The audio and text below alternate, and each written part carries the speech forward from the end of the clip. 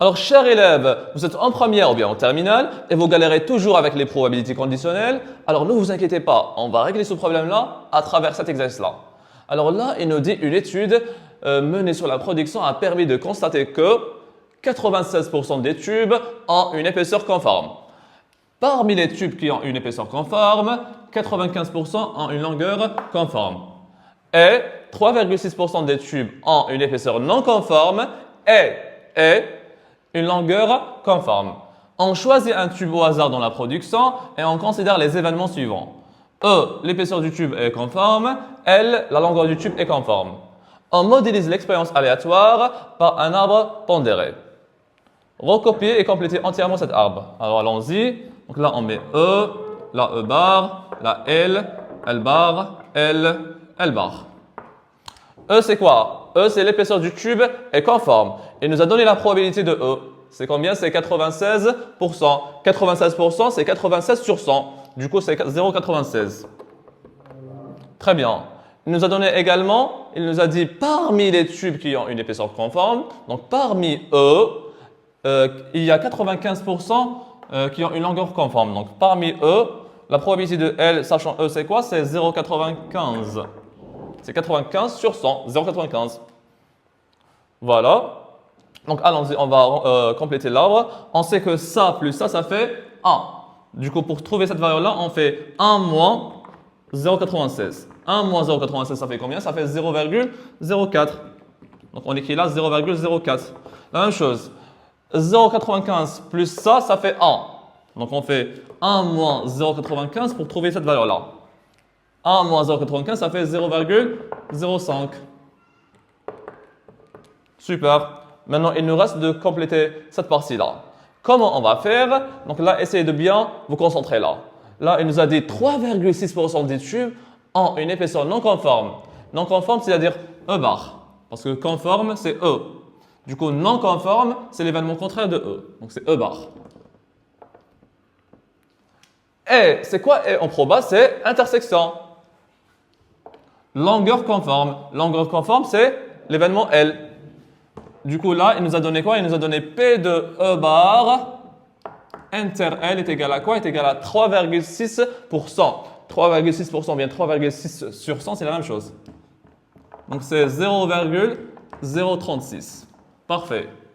Et nous, on cherche à calculer cette probabilité-là. C'est quoi cette probabilité-là? C'est P de L sachant E bar.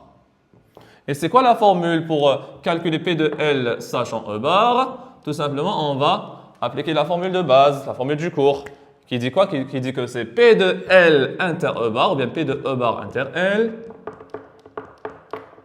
sur P de E bar. P de E bar inter L, il nous a donné ça dans l'exercice, c'est 0,036. Donc on écrit 0,036 sur P de E bar qui est égal à 0,04 à partir de l'arbre.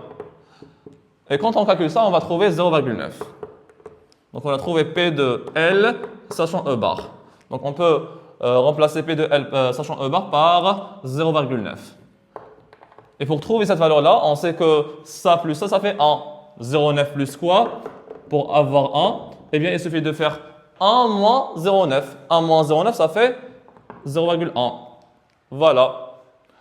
Pour la deuxième question, il nous demande de montrer que la probabilité de l'événement L est égale à ça. Autrement dit, montrer que P de L est égal à 0,948.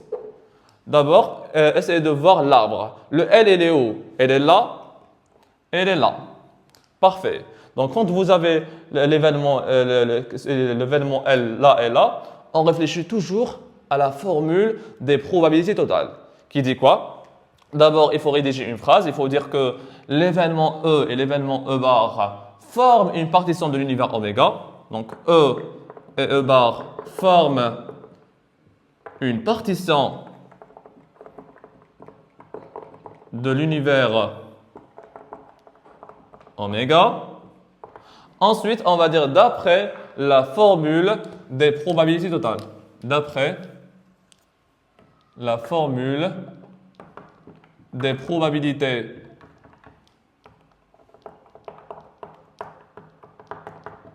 totales